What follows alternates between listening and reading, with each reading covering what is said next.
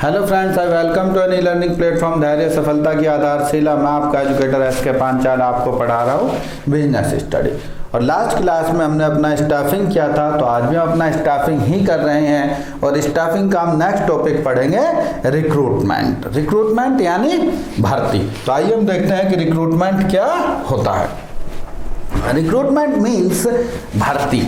भर्ती यानी हम एम्प्लॉइज भर्ती करने के लिए, यानी हम वैकेंट पोस्ट को भरने के लिए अब हमें इंफॉर्मेशन प्रोवाइड करनी पड़ेगी पब्लिक को या फिर जिसे भी हमें एडमिट करना है, जिसे भी हमें भर्ती करना है अपनी कंपनी में, तो हमें उन्हें इंफॉर्मेशन तो पहुंचानी पड़ेगी। तो हम सिंपल सी लैंग्वेज में कह सकते हैं कि एक अट्रैक्टिव मैनर में इंफॉर्मेशन पहुंचाना ही, यानी किसी जॉब की अट्रैक्टिव मैनर में इंफॉर्मेशन पहुंचाना ही रिक्रूटमेंट कहलाता है।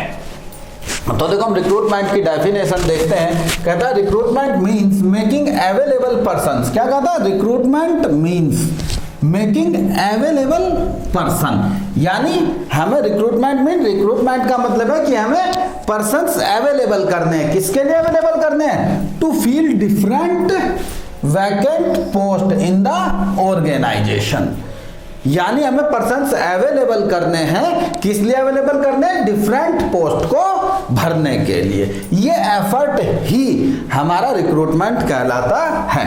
Efforts are made in this process, यानी इस प्रोसेस में जो भी एफर्ट किया जाता है to ensure to that more and more people submit application so that selection becomes easy. यानी हम इस तरीके का एफर्ट इस प्रोसेस में करते हैं कि ताकि हमारे पास ज्यादा से ज्यादा एप्लीकेशन आए, ताकि हमारे लिए जो एरिया है वो वाइड हो जाए और सिलेक्शन हमारा इजी हो जाए। यही रिक्रूटमेंट का मीनिंग है। यानी सिंपल लैंग्वेज में मैं कह सकता हूं कि जब आप देखते हैं, आप एक फॉर्म देखते हैं, लो भाई भर्ती निकली है, तो आप देखते हैं अच्छा जी भाई आर्मी में भर्ती निकली है, एसएससी की भर्ती निकली है, दैट मीन्स ये सब क्या है? तो आप एक एप्लीकेशन ही तो देखते हैं, आप एक इंफॉर्मेशन ही तो प्राप्त करते हैं कि हाँ भाई वहां पर इतनी वैकेंसी है, इस पोस्ट पर वैकेंसी है, और उसमें आपको पूरी डिटेल बताई जाती है कि आपकी लगभग सैलरी कितनी होगी, आपको काम क्या करना होगा, आपकी पोस्टिंग कहां पर होगी, आपके सिलेक्शन का प्रोसेस क्या होगा। तो ये सारी चीजें इसमें दी होती है। तो देखते हैं डाल्टन ई मैकफर्लैंड क्या कहते हैं। कहते हैं it is the process of, यानी एक प्रोसेस है attracting potential employees to the company. यानी एक ऐसा प्रोसेस है जिसके अंतर्गत जो एम्प्लॉय हैं वो कंपनी की तरफ आकर्षित होते हैं। यानी एम्प्लॉय आते हैं कि हाँ भाई हम भी यहाँ पर जॉब करना चाहते हैं। तो ऐसा एक प्रोसेस जिसके थ्रू एम्प्लॉय आए और कंपनी में ज्वाइन करें या कंपनी को ज्वाइन करें, ये प्रोसेस ही क्या कहलाता है? हमारा रिक्रूटमेंट कहलाता है। यानी हम कह सकते हैं कि एक तरीके से हमें यहाँ पर सिर्फ एक इंफॉर्मेशन प्रोवाइड करने का जो तरीका है वही रिक्रूटमेंट कहलाता है। नेक्स्ट देखो प्रोसेस ऑफ रिक्रूटमेंट क्या है? यानी आप कैसे एम्प्लॉइज को एडमिट, यानी आप कैसे ये इंफॉर्मेशन एम्प्लॉइज तक पहुंचाते हैं। तो देखो सबसे पहले मैं आपको सिंपल सी बात बताऊं भाई, इंफॉर्मेशन हम कैसे पहुंचाएंगे। सबसे पहले हमें यह तो पता होना चाहिए कि हमें इंफॉर्मेशन कितने लोगों की पहुंचानी है, यानी कितने लोग हमें चाहिए, यानी कंपनी को कितने लोगों की आवश्यकता है। तो देखो फर्स्ट स्टेप यही है, कहता process of recruitment of employees, कर्मचारियों की भर्ती की प्रक्रिया, यानी कर्मचारियों को कैसे भर्ती किया जाता है। तो देखो रिक्विजिशन ऑफ एम्प्लॉइज, यानी सबसे पहले हम देखते हैं कि कंपनी के सभी डिपार्टमेंट को मिलाकर कितनी वैकेंसी यहां पर हैं, या फिर मैं कहूं कितने लोगों की आवश्यकता कंपनी में है। तो recruitment process begins with the requisition of employees. कहता है रिक्रूटमेंट प्रोसेस स्टार्ट होता है एम्प्लॉय की आवश्यकता से। Firstly determining the need of employees in their respective department, यानी सबसे पहले हम ये देखते हैं कि कितने एम्प्लॉय की जरूरत है डिफरेंट डिपार्टमेंट में। यानी जैसे मैं कहूं कि भाई हमें सेल्स डिपार्टमेंट में 10 लोग चाहिए, परचेजिंग डिपार्टमेंट में भी 10 लोग चाहिए, फाइनेंस डिपार्टमेंट में 5 लोग चाहिए, तो हम कहेंगे कि अच्छा भाई हमारे पास जो टोटल वैकेंसी है वो 25 है। यानी जो हम रिक्रूटमेंट कर रहे हैं वो कितने एम्प्लॉइज के लिए कर रहे हैं? 25 एम्प्लॉइज के लिए कर रहे हैं। नेक्स्ट देखो, identification of the source of recruitment. उसके बाद हम देखते हैं कि भाई जहां से हम भर्ती करेंगे लोगों को वो सोर्स क्या होगा, यानी कहां से आप लोगों को एडमिट करेंगे। भाई कहां से करेंगे, मतलब आप इंटरनल सोर्स अपनाएंगे, एक्सटर्नल सोर्स अपनाएंगे, या फिर आप मतलब किस तरीके से लोगों को, यानी कहां से आप लोगों को चुनना चाहते हैं। सिंपल सी बात है, इसका मतलब कि आप लोगों को कहां से चुनना चाहते हैं, उस सोर्स को जरा आप अपने पहले क्लियर करो, क्योंकि हमें तो यहां से लोग लेने हैं। इसे कहते हैं यानी एम्प्लॉइज का स्रोत, यानी एम्प्लॉय कहां से आएंगे। Identification of the source of recruitment, यानी रिक्रूटमेंट का सोर्स क्या होगा। देखो, on receipt of requisition letters, यानी रिक्विजिशन लेटर्स प्राप्त करने के बाद, कहां से, फ्रॉम ऑल डिपार्टमेंट, भाई सभी डिपार्टमेंट से रिक्विजिशन लेटर लेने के बाद जो रेस्पॉन्सिबल पर्सन है वो इस बात को डिसाइड करता है, यानी वो आपका एचआर मैनेजर हो या सीनियर एचआर मैनेजर, यानी जो भी आपकी कंपनी है, भाई जिस टाइप की आपकी कंपनी है, जिस टाइप की आपकी पोस्ट है, उनके अनुसार ही जो भी आपका रेस्पॉन्सिबल पर्सन है वो रेस्पॉन्सिबल पर्सन अपनी नॉलेज और जिम्मेदारी के अनुसार उस सोर्स को सिलेक्ट करेगा कि यहां से हमें लोग लेने दो। कैसे लिखेंगे हम इस लाइन को, कहता है पर्सनल मैनेजर, यानी आप यहां पे इसे लिख सकते हैं कि द रेस्पॉन्सिबल मैनेजर, यानी जो भी उस काम के लिए एक रेस्पॉन्सिबल पर्सन है। Personnel manager choose the source of recruitment by virtue मतलब यानी अपनी नॉलेज के अनुसार, अपने समय के अनुसार, अपने ज्ञान के अनुसार, अपने नैतिक गुणों के अनुसार, जो भी एक तरीका है। Choose the source of recruitment by virtue of his knowledge and experience, यानी अपनी नॉलेज और एक्सपीरियंस के बिहाफ पर वो एक सोर्स चुनेगा जहां से उसे लोगों को भर्ती करना है। थर्ड स्टेप देखो, कहता है इन्विटेशन टू इंटरेस्टेड पीपल, और जब उसने देख लिया कि यहाँ पे हमें यहाँ से लोग लेने हैं, तो एक तरीके से उन्हें इन्विटेशन दिया जाएगा, यानी उन्हें एक इंफॉर्मेशन भेजी जाएगी। कैसे, यानी हम उन्हें, भाई आप न्यूज में भेजो, आप किसी के थ्रू भेजो, या फिर आप कोई एक लेटर बनाओ, यानी किसी भी तरीके से उन लोगों तक इंफॉर्मेशन पहुंचानी है। चाहे आप गली में पंपलेट मटवाओ, चाहे आप अखबार में निकलवाओ, चाहे आप न्यूज़पेपर में, यानी जहां भी आपको मन करे, या आप इंटरनेट पे वैकेंसी पोस्ट, यानी जैसे भी आप उन तक इंफॉर्मेशन पहुंचा सकते हैं। तो एक तरीके से उन्हें इंफॉर्मेशन देकर इन्वाइट किया जाता है कि भाई यहाँ पर, यानी मैं आपको सिंपल सी बात बताऊं, इस पॉइंट का मतलब है कि हम एक सूचना देते हैं उन लोगों को जो इंटरेस्टेड है। एक्चुअली इंटरेस्टेड तो है, इसलिए हमारी सूचना पढ़ते हैं, तो हम तो उन सभी लोगों को पहुंचाते हैं जहां से हमें रिक्रूटमेंट करनी है, यानी जहां से हमें लोग भर्ती करने, हम तो वहां पर एक सार्वजनिक सूचना पहुंचाते हैं, फिर वहां से जो भी हमारे पास आना चाहते हैं वे आ सकते हैं। सार्वजनिक मतलब देखो, सोर्स को ध्यान में रखते हुए, कभी आप ये कहें कि हम इंटरनल की बात करें और आप कहें जी देखो आपको पब्लिक में पर्चे बांटने थे, नहीं भाई, जो भी एक सोर्स हो, सोर्स को देखते हुए वहां तक बस हमें लोगों को ये बात पहुंचानी है कि भाई देखो इस तरीके की जॉब निकली हुई है, इतनी सैलरी मिलेगी, इसका ये काम करना पड़ेगा और इतने लोगों की जगह वहां पर है। अब जो भी इंटरेस्टेड पर्सन है वे आ जाए। तो देखो जरा यहाँ पर है, कहता है इन्विटेशन टू इंटरेस्टेड पीपल, क्या करते हैं हम थर्ड स्टेप में इन्विटेशन देते हैं इंटरेस्टेड पीपल को। In the third stage after finding the source, यानी क्या करा भाई, थर्ड स्टेज में हम क्या करेंगे, सोर्स को फाइंड करने के बाद people are invited to apply for different jobs, हम पीपल को डिफरेंट जॉब के लिए इनवाइट करते हैं विद द फॉलोइंग डिस्क्रिप्शन, इस विवरण के साथ। यानी जब हम उन्हें इनविटेशन देंगे तो इनविटेशन के साथ में ही हमें ये इंफॉर्मेशन भी उन्हें देनी होती है। क्या इंफॉर्मेशन देंगे हम, नंबर ऑफ वैकेंसी, भाई टोटल नंबर ऑफ वैकेंसी कितनी है, नेचर ऑफ जॉब, यानी आपके जॉब की प्रकृति क्या है। आप देखते हैं ना भाई जॉब कैसी निकली हुई है, भाई फौजियों की भर्ती निकली है, टीचर्स की भर्ती निकली है, या फिर अगर कंपनी में तो एक मैनेजर की है, या एम्प्लॉय की है, या पियोन की है, किस टाइप की वैकेंसी सब हमें बताना पड़ता है। क्वालिफिकेशन रिक्वायर्ड, कम से कम आपको कितनी क्वालिफिकेशन चाहिए, ये बताना पड़ता है एक्सपीरियंस। अगर आपको कोई पुराना एक्सपीरियंस चाहिए तो आप एक्सपीरियंस बताएंगे, डिटेल ऑफ सैलरी, लगभग कितनी सैलरी देंगे, कंडीशन ऑफ एम्प्लॉयमेंट, भाई कुछ स्पेसिफिक शर्त तो नहीं है काम करने की, मैं है तो बताएंगे, लास्ट डेट ऑफ एप्लीकेशन, आप एप्लीकेशन अपनी कब तक आवेदन दे सकते हैं, उसके बाद एप्लीकेशन नहीं दी जाएगी, brief detail of selection procedure, और अपना आप सिलेक्शन प्रोसीजर भी बताएंगे। सिलेक्शन प्रोसीजर मतलब बताएंगे कि भाई पहले एक प्री टेस्ट होगा, फिर एक मेन होगा, फिर इंटरव्यू होगा, फिर फाइनल मेरिट लगेगी, उसके बिहाफ पर हम एडमिट आपको करेंगे, आपको एम्प्लॉय बनाएंगे। देखो ये बात ध्यान है, रिक्रूटमेंट में सिलेक्शन नहीं कर रहे, उसे एम्प्लॉय नहीं बना रहे, नहीं, बस सिर्फ हम उसे रिक्रूटमेंट मतलब बस सिर्फ हमने बता रहे हैं कि भाई देखो ऐसे ऐसे एक जॉब निकली हुई है, वहां पर जो भी लोग इंटरेस्टेड हैं, जो भी लोग काम करना चाहते हैं, वे लोग आ सकते हैं।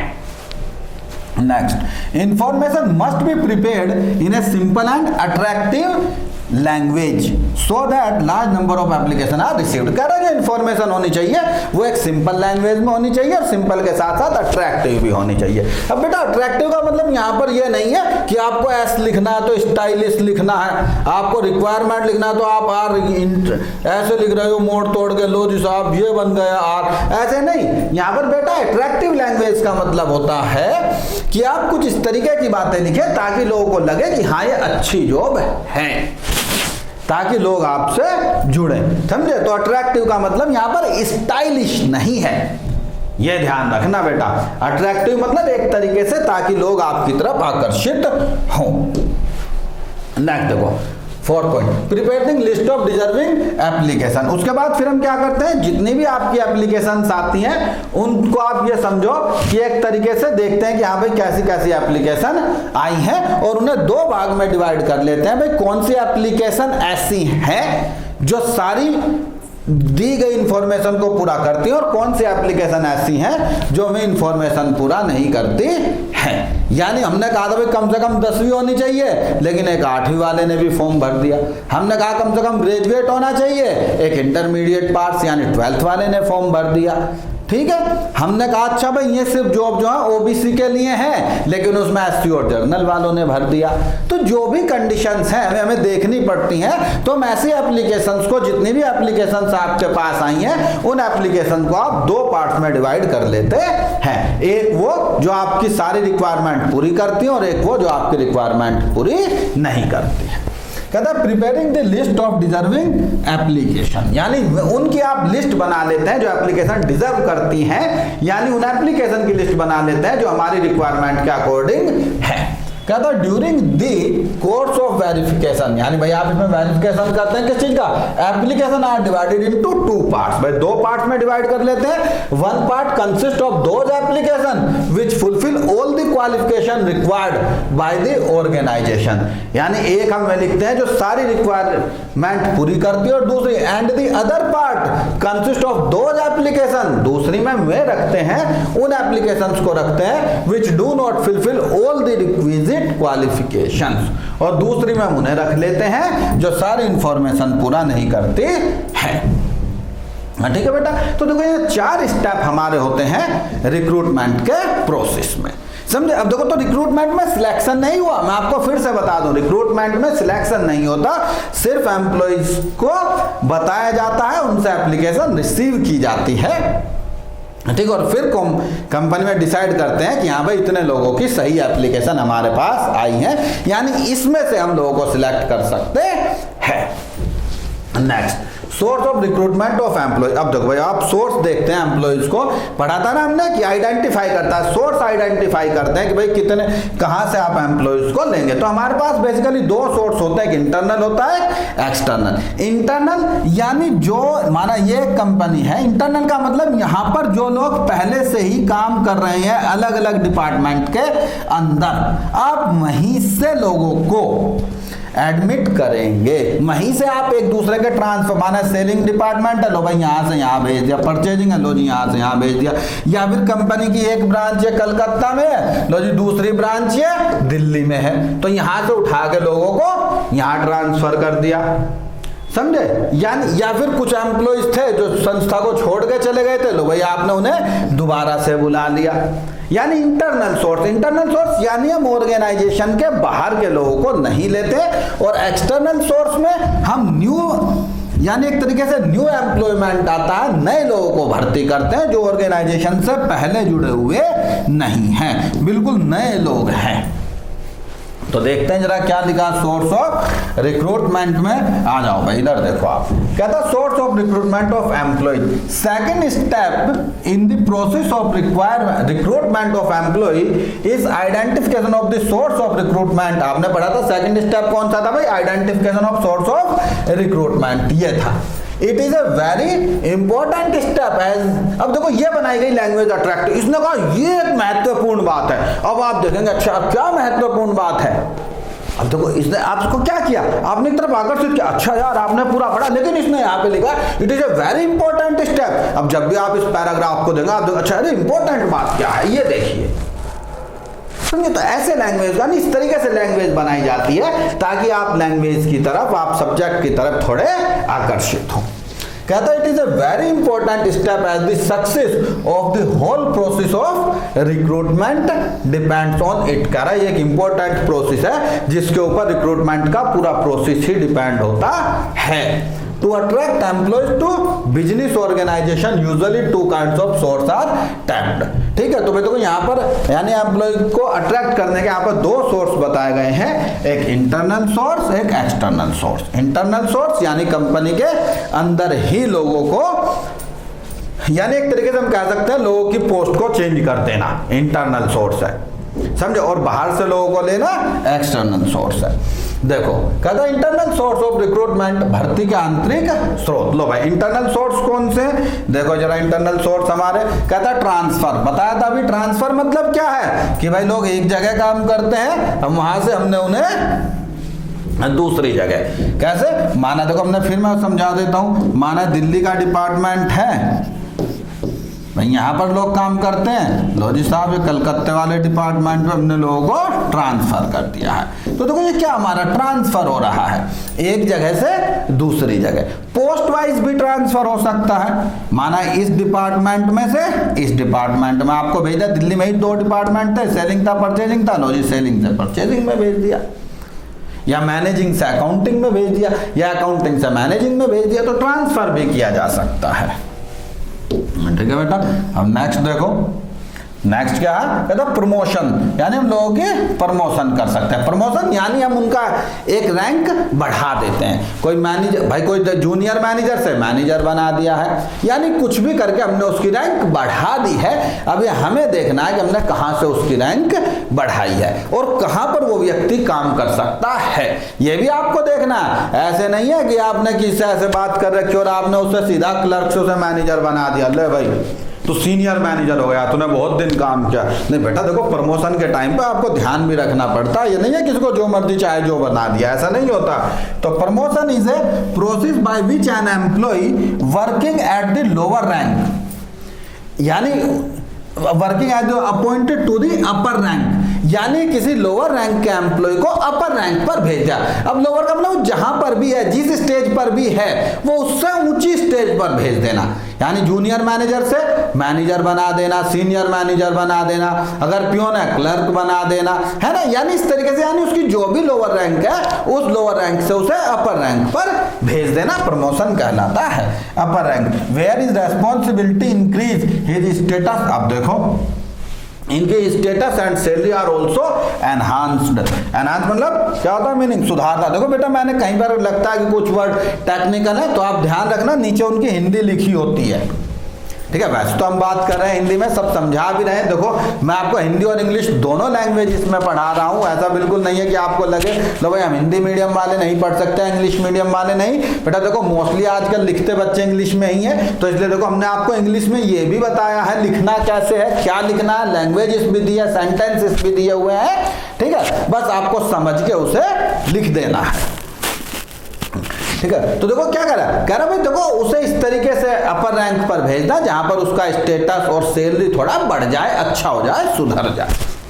Next lay off. Lay off मतलब जो एम्प्लॉय छोड़कर जा चुके हैं उन्हीं एम्प्लॉय को आप दोबारा से अपॉइंट कर लो, यानी रिक्रूट कर दो उन्हें, समझे भाई, यानी उन्हीं एम्प्लॉय को रिक्रूट कर लो जो एम्प्लॉय संस्था को छोड़कर चले गए थे।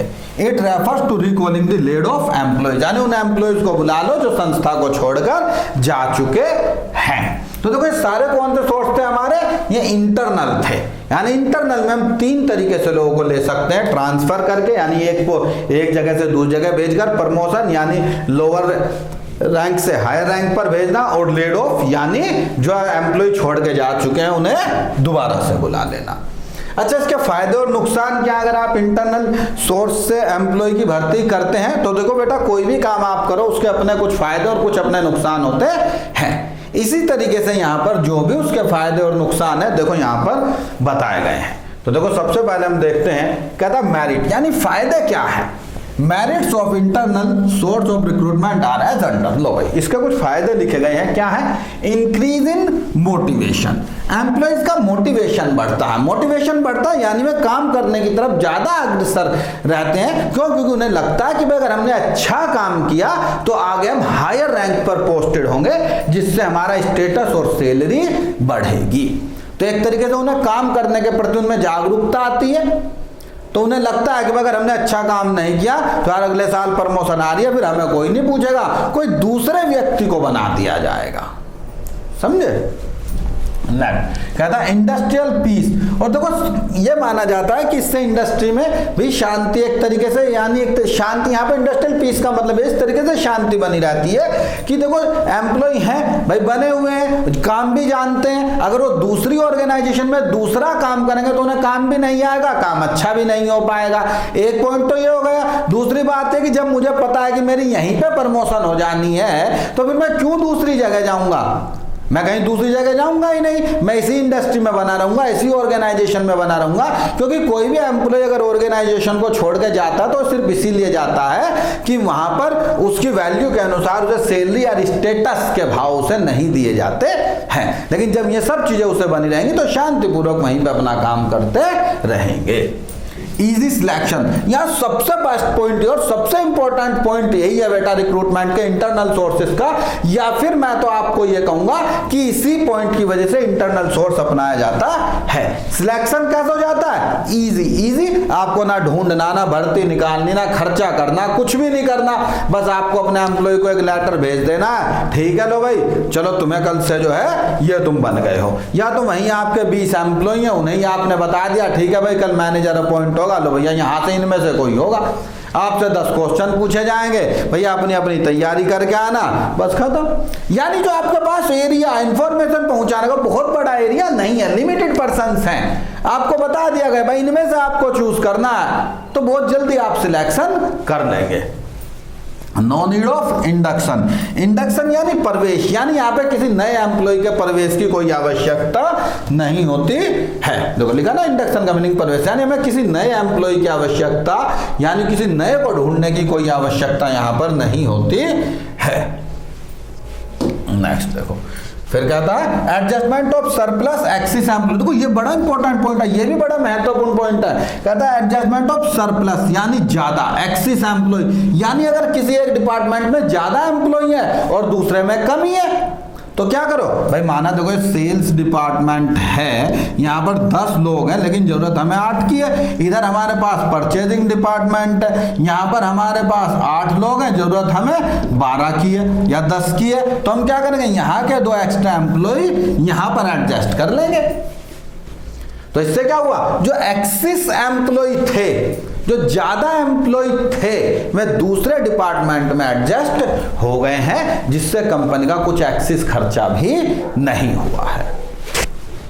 इकोनॉमिकल सोर्स है तो हमने पढ़ाई है ऊपर, ये तो हमने कई पॉइंट में पढ़ा भाई, इजी सिलेक्शन में पता चलता है कि इकोनॉमिकल सोर्स है यानी सस्ता, चीप है, बेहतर है, बहुत जल्दी इस पे हमें कोई एडिशनल खर्चा नहीं करना पड़ता। बहुत टाइप के खर्चे होते हैं, देखो बेटा यहाँ पर ना कोई ट्रेनिंग, ना कोई स्पेशल ज्यादा ट्रेनिंग नहीं देनी है, थोड़ी बहुत ट्रेनिंग उन लोगों को देनी होती है, ठीक है, हमें इंफॉर्मेशन देने के लिए बहुत ज्यादा एडवर्टाइज नहीं करना पड़ता है, समझे, तो बहुत सारे हमारे खर्चे बच जाते हैं रिक्रूटमेंट के यहाँ पर, तो इसलिए कहा गया कि एक इकोनॉमिकल सोर्स भी है।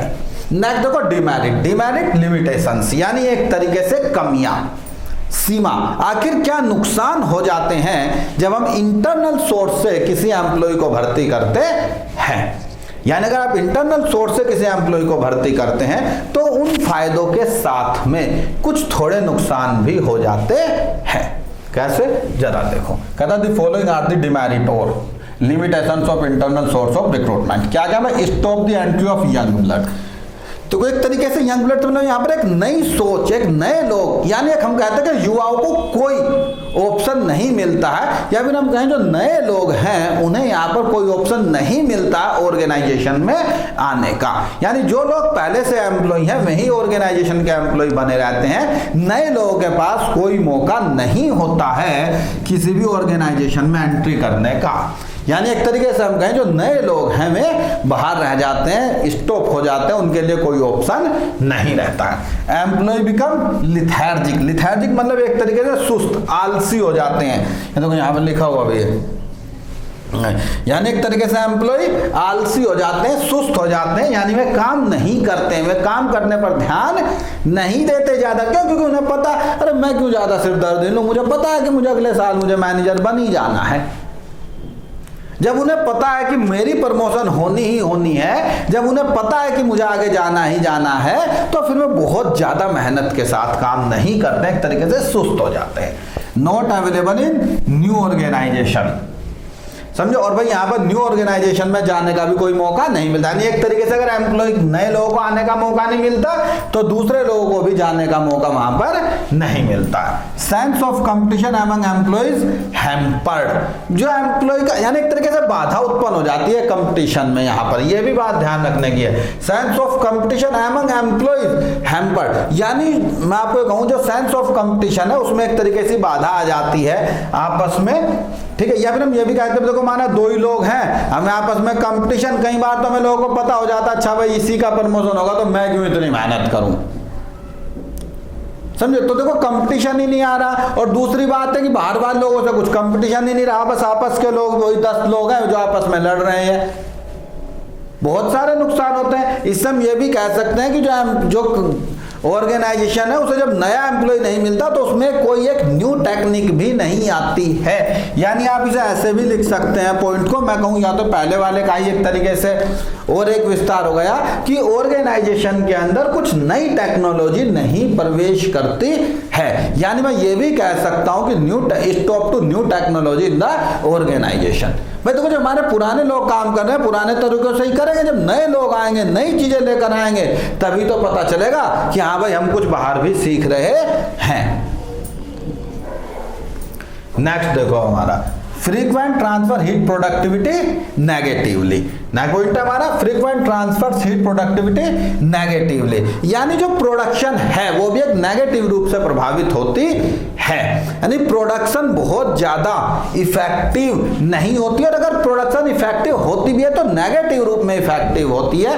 यानी हम कहें कि प्रोडक्शन ना तो बहुत ज्यादा अच्छी हो पाती है, जैसी चल रही है वैसी चलती रहती है, और क्वांटिटी के अनुसार भी प्रोडक्शन कम होती है। क्यों? क्योंकि लोगों को पता है ना भाई, देखो इसके कई कारण हो गए। एक तो कारण ये हुआ कि कंपटीशन नहीं है, तब भी जब कंपटीशन नहीं है तब भी आप जैसे काम कर रहे हैं वैसे ही करेंगे।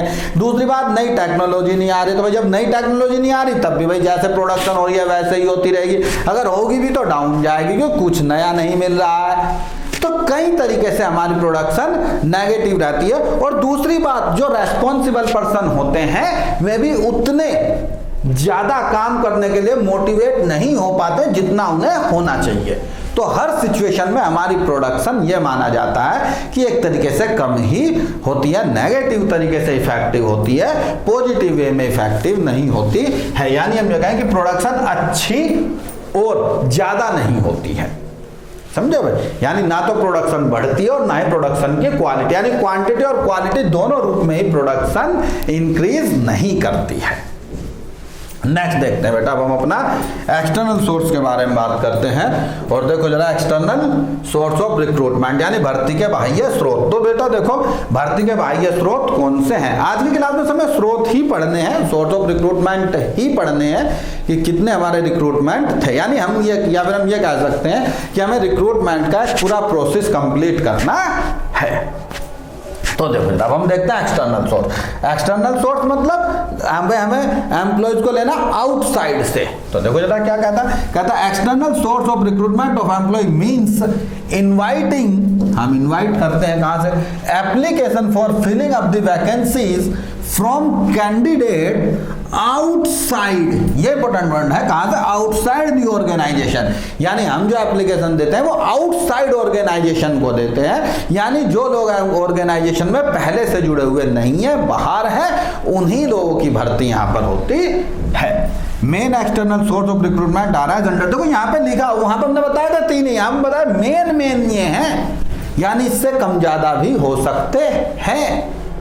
तो कुछ प्रमुख स्रोत हम पढ़ते हैं। सब डायरेक्ट रिक्रूटमेंट, डायरेक्ट रिक्रूटमेंट क्या है, यानी हम कंपनी से डायरेक्ट लोगों को बता देते हैं। डायरेक्ट मतलब का जो भी एक कंपनी का कोई स्पेशल प्लेस है, एक जो मेन प्लेस है, आते जाते हैं लोग वहां पर, या कहीं इधर उधर मतलब लिख के चिपका देते हैं कि हाँ भाई ठीक है इतने लोगों की जरूरत है। तो कहता sometimes information about the vacant post, यानी वैकेंट पोस्ट की इंफॉर्मेशन दी जाती है, कैसे, is pasted on the board, यानी हम क्या करते हैं किसी बोर्ड पर चिपका देते हैं, प्लेस्ड एट इंपॉर्टेंट प्लेसेस, जो भी इंपॉर्टेंट प्लेस है वहां पर, बाय द ऑर्गेनाइजेशन, भाई ऑर्गेनाइजेशन के जो इंपॉर्टेंट प्लेस है वहां पर हम पेस्ट कर देते हैं, यानी एक तरीके से चिपका देते हैं लिखकर कि भाई इतने लोगों की इस पोस्ट पर जरूरत है, जिनकी ये सैलरी होगी। डिटेल आपको वही जो पहले आपने पढ़ी थी, डिटेल वही देनी होती है।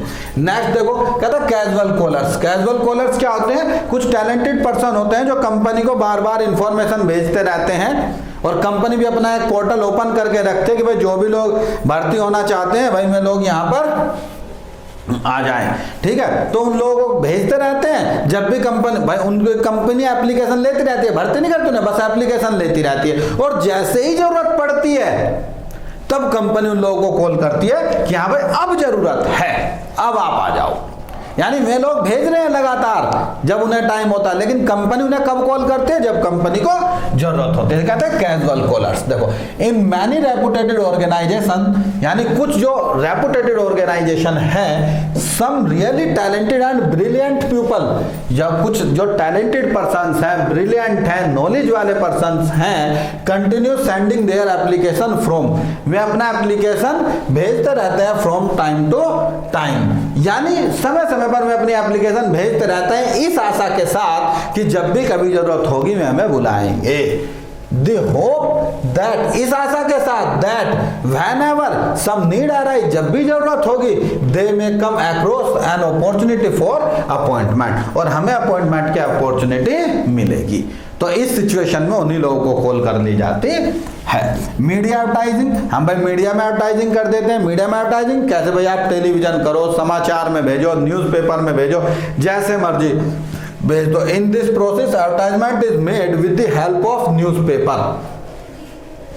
एम्प्लॉयमेंट न्यूज, टेलीविजन कहां से भेज रहे हो, किस किस की ऐप से, न्यूज़पेपर की ऐप से। एम्प्लॉयमेंट न्यूज, एक एम्प्लॉयमेंट न्यूज होती है उसके थ्रू, टेलीविजन, मैगजीन्स, ईटीसी, यानी जो भी आपके मीडिया के सोर्स हैं उन सब में आप एक एडवर्टाइजमेंट करवा देते हो कि भाई यहाँ पर इस कंपनी में इतने लोगों की जरूरत है। The advertisement gives information about the number of vacant post, जिसमें सारी इंफॉर्मेशन दी जाती है, कौन सी, नंबर ऑफ वैकेंट, कितनी जॉब, कितनी पोस्ट है, जॉब का नेचर क्या होगा, रिक्वायर्ड क्वालिफिकेशन क्या होगी, रेम्यूनरेशन क्या होगा, ईटीसी, यानी आदि आदि में जरूरत वाली सभी चीजें हम उसमें एडवर्टाइजमेंट दे देते हैं। Next point, employment exchange. Employment exchange आपसे सुना हो, आपने अक्सर सुना होगा, आपने देखा भी होगा कि जो एम्प्लॉयमेंट एक्सचेंज होते हैं ये स्टेट के भी होते हैं, सेंट्रल के भी होते हैं, और अपने अपने हर स्टेट के अलग अलग भी एम्प्लॉयमेंट एक्सचेंज होते हैं, ठीक है। यानी हम कहीं ये गवर्नमेंट का स्थापित एक डिपार्टमेंट होता है, ठीक है, जिसमें जो भी भाई इंटरेस्टेड लोग होते हैं वे अपनी एप्लीकेशन दे देते हैं कि देखो जी मैं इतना पढ़ा हुआ हूँ, ये मेरे में क्वालिफिकेशन, अगर मेरे से संबंधित कोई भी जॉब निकले तो आप मुझे बता देना। यही एम्प्लॉयमेंट एक्सचेंज का काम होता है, ठीक है। फिर जिन लोगों को जरूरत होती है वे एम्प्लॉयमेंट एक्सचेंज में एक लेटर या इन्फॉर्मेशन भेज देते हैं, भाई मैं ऐसे ऐसे लोगों की जरूरत है। अब जैसे जैसे लोगों की जरूरत है वे देखते हैं अच्छा भाई ऐसे कौन से लोग हैं, उन सब लोगों को वो इन्फॉर्मेशन एम्प्लॉयमेंट एक्सचेंज के थ्रू भेज दी जाती है। तो देखो कहता है employment exchange are set up by the government in almost all the district. कहता सभी जिलों में लगभग ये सेटअप किए जाते हैं गवर्नमेंट के through. Name and other particulars of a job seeker are recorded in the employment register. ये क्या करते हैं, जो भी जॉब सीकर होते हैं उनके नाम और एड्रेस अपने यहाँ पर रिकॉर्ड कर लेते हैं। Under this system personal manager forward information regarding vacant job to the employment exchange. यानी वो पर्सनल मैनेजर जो आपने पहले भी देखा था ना, जिसे हमने रेस्पॉन्सिबल पर्सन बताया था, यानी वो रेस्पॉन्सिबल पर्सन या पर्सनल मैनेजर जो भी ऑर्गेनाइजेशन का होता है, जितने लोगों की जरूरत होती है, वो इसकी इंफॉर्मेशन इन एम्प्लॉयमेंट एक्सचेंज को देता है। और एम्प्लॉयमेंट ऑफिसर, और वहां का जो एम्प्लॉयमेंट ऑफिसर होता है, this information provide to job seeker, और ये इंफॉर्मेशन किसे दे देता है, वो जॉब सीकर्स के पास भेज देता है कि लो भाई इतने लोगों को जरूरत, इतने लोगों की जरूरत है किन, और ये इंफॉर्मेशन किन के पास भेजता है, ये उसकी रिक्वायरमेंट के अनुसार वाले लोगों को ही भेजते हैं। Manager of the organisation interviews them and make selection as per his requirement. भाई जो मैनेजर्स होते हैं उन्हें इंफॉर्मेशन पहुंच जाती है, उनके पास जाते हैं ऑर्गेनाइजेशन में, उनका इंटरव्यू या टेस्ट प्रोसेस जो भी है उस प्रोसेस के थ्रू इन्हें एडमिट कर लेते हैं, या फिर कहीं यहाँ कंपनी में एम्प्लॉयज का सिलेक्शन कर लेते हैं।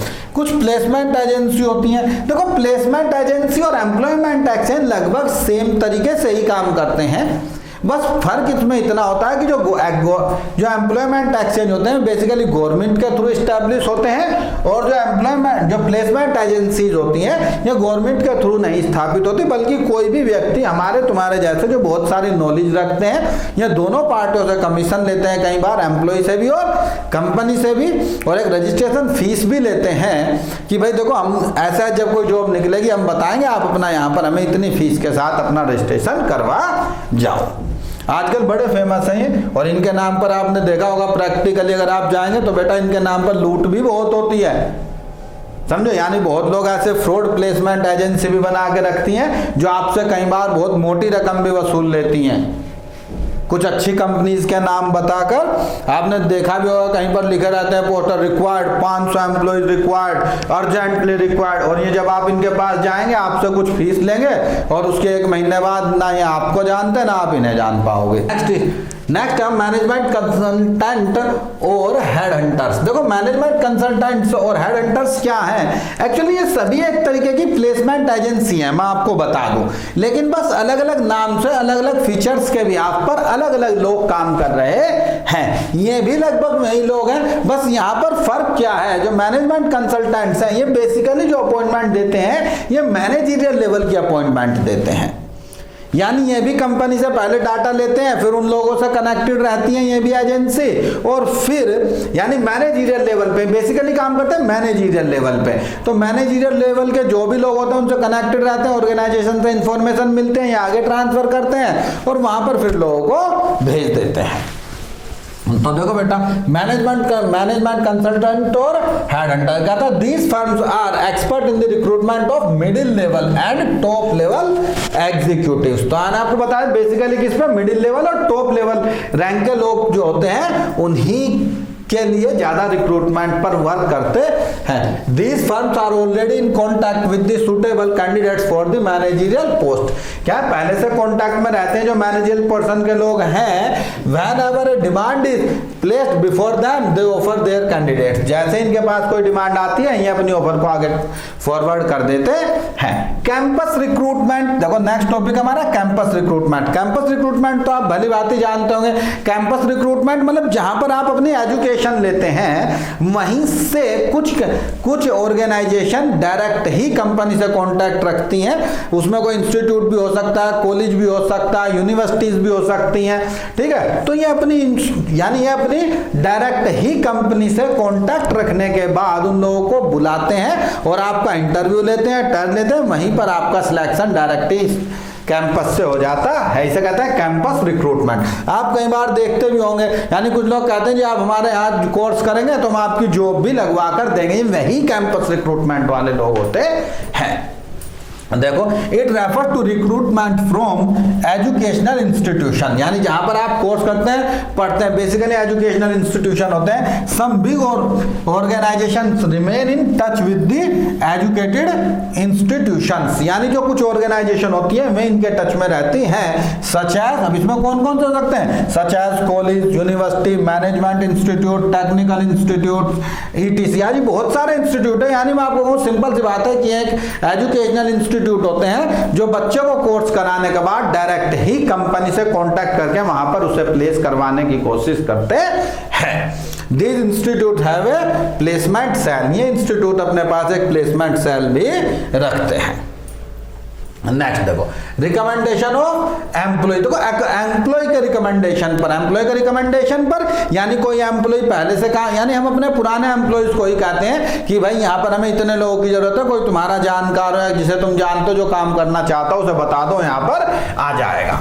तो देखो, manager recruit people on the recommendation of their existing employees. कहां से रिक्रूट करते हैं? जो उनके एग्जिस्टिंग एम्प्लॉइज हैं उन्हीं के थ्रू रिक्रूट करते हैं। In this way present employees feel encouraged and there is control over new employees. तो इससे क्या होता है, कहते हैं जब आप भाई किसी कहते हैं कि हाँ भाई अपने लिए आओ, ठीक है, तो जो लोग में अपने लोगों को काम पर लगाते हैं तो एक तो उनका कंट्रोल अच्छा रहता है ऑर्गेनाइजेशन के अंदर। क्यों? क्योंकि पता है कि भाई जिसने उसने लगा तो उनकी थोड़ी शर्म मानते हैं, थोड़ी उनकी इज्जत करते हैं, तो उनके हिसाब से उनका नए एम्प्लॉयज पर कंट्रोल अच्छा रहता है। और उससे उन्हें ये भी होता है कि यहाँ पे देखो मैंने यहाँ पर 4 आदमी लगा दिए, तो एक तरीके से वो इनकरेज होते हैं अपने आप को काम करने के लिए।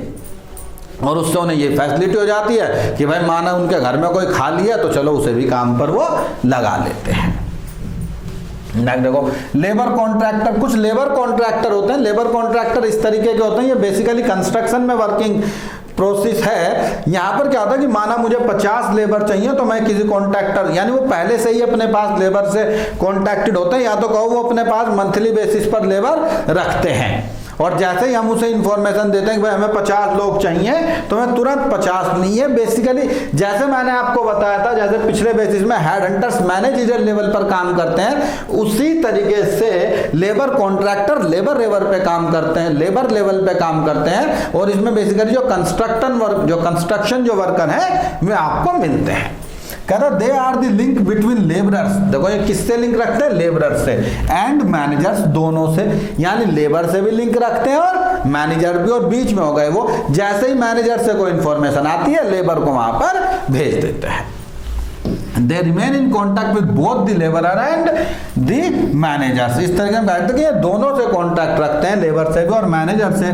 As and when managers put up demand for labor, तो जैसे ही मैनेजर, जब भी मैनेजर लेबर की डिमांड करते हैं, these contact make available their supply in no time, तो ये बिना टाइम लिए लेबर की सप्लाई वहां पर कर देते हैं, यानी लोगों को तुरंत ही भेज देते हैं। This system of labour recruitment is very much popular. तो कहां पर पॉपुलर है? In road construction, building construction and plantation industry. यानी यहां पर ये मैंने आपको बेसिकली बताया था कि लेबर तबके लोग होते हैं जो कंस्ट्रक्शन वर्क में बेसिकली काम करते हैं, या फिर हम कहें कि ये प्रोसेस भी वहीं पर ज्यादा अच्छा फॉलो होता है।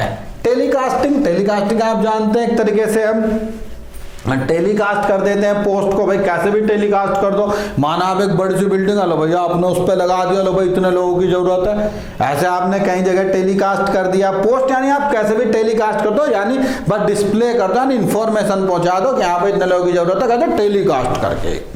देखो कहता these days some big organization give precedence to telecasting their jobs requirement during the course of telecasting information about vacant post। वही सब चीजें बस, यानी यहाँ पर आप जो तो बेटा हमने आपको बता दो रिक्रूटमेंट का एक सिंपल सा मतलब, अगर मैं शॉर्ट में रिक्रूटमेंट कहूँ तो एडवर्टाइजमेंट ऑफ पोस्ट। क्या भाई? Advertisement of vacant post in any organisation.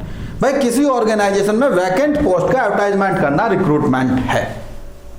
तो बस वही चीज यहां पर भी है। तो देखो यहां पर भी यही बताया जा रहा है, बस मेथड अलग अलग है, चाहे इंटरनल लो, एक्सटर्नल लो, चाहे टेलीकास्टिंग लो, वेबकास्टिंग लो या वेब पब्लिशिंग लो, किसी भी तरीके से आप लो, चाहे लोगों को बता कर लो या आप लेबर से कांटेक्ट करके लो, यानी एक तरीके का एडवर्टाइजमेंट करना है। फिर काम करना या ना करना लोगों के ऊपर डिपेंड करता है। तो देखो इसमें भी इंफॉर्मेशन दे दी, किस चीज की, वैकेंट पोस्ट की दे दी, रिक्वायर्ड क्वालिफिकेशन की दे दी, एक्सपीरियंस है उसकी दे दी, पॉसिबल रेम्युनरेशन की दे दी, and the special characteristic of the company are displayed, और कुछ स्पेशल विशेष फीचर्स कंपनी के हैं या कुछ विशेष चीजें चाहिए तो वो भी हम यहाँ पर टेलीकास्ट कर देते हैं। नेक्स्ट है हमारा वेब पब्लिशिंग। वेब पब्लिशिंग में यानी हम कहें एक तरीके से इंटरनेट के थ्रू आप जॉब निकालते हैं और बताते हैं। जैसे आपने बहुत सारी वेबसाइट भी देखी होंगी, naukri.com, sarkariresult.com, ये सारी इसी टाइप की वेबसाइट्स हैं। These days internet has become an important medium for recruitment। कहता है आज के टाइम पे इंटरनेट भी एक रिक्रूटमेंट का अच्छा माध्यम होता जा रहा है।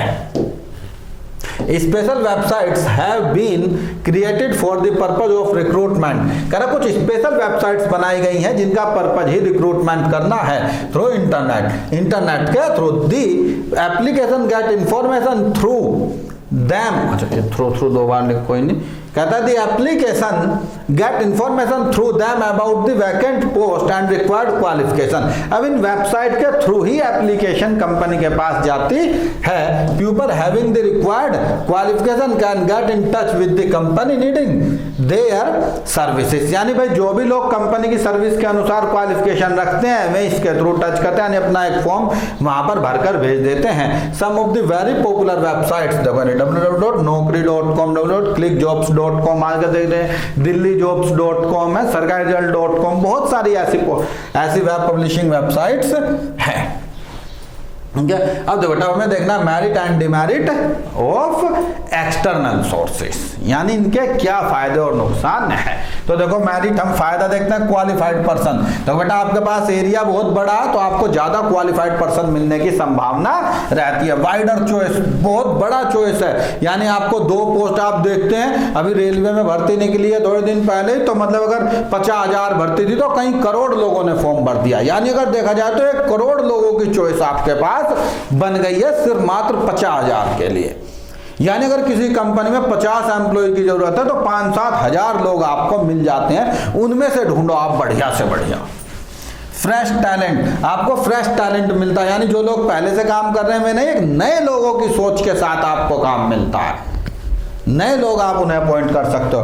कंपिटिटिव स्पिरिट, लोगों के पास जो कंपटीशन की भावना है वो बढ़ी रहती है। जब कंपटीशन कोई भी पास करके आता है तो एक अच्छा कैंडिडेट आपको मिल जाता है। लेस चांस ऑफ फेवरेटिज्म, और एक तरीके से जो भाई भतीजावाद की जो एक पुरानी प्रक्रिया है वो एक खत्म हो जाती है। यानी कई बार का जो इंटरनल सोर्स से हम किसी को भर्ती करते हैं तो जो हमारे माना 4 एम्प्लॉय हैं, एक से सुपरवाइजर का थोड़ा अच्छा कॉन्टैक्ट है, चलो उसने कह दिया जी बस ये एम्प्लॉय बहुत ही बढ़िया है, यानी किसी एक का फेवर यहाँ पर होने की कम संभावना होती है। क्यों? क्योंकि सारे एम्प्लॉय कहाँ से आते हैं, बाहर से आते हैं, कोई हमें चुनना ही नहीं है अंदर से मिला जुला, तो इसलिए यहाँ पर चांस, तो ये फायदे हैं। अच्छा नुकसान क्या है ये देखो जरा, इसके डिमेरिट का था डिससेटिस्फैक्शन अमंग एग्जिस्टिंग स्टाफ। कई बार क्या होता है, इससे जो पुराना स्टाफ है वो डिससेटिस्फाइड रहता है, उसे लगता है कि यार जब इस काम को मैं अच्छे से कर सकता था इन्होंने क्यों नए को लिया, अब इसे भी सिखाओ, मैं सारा जानता था।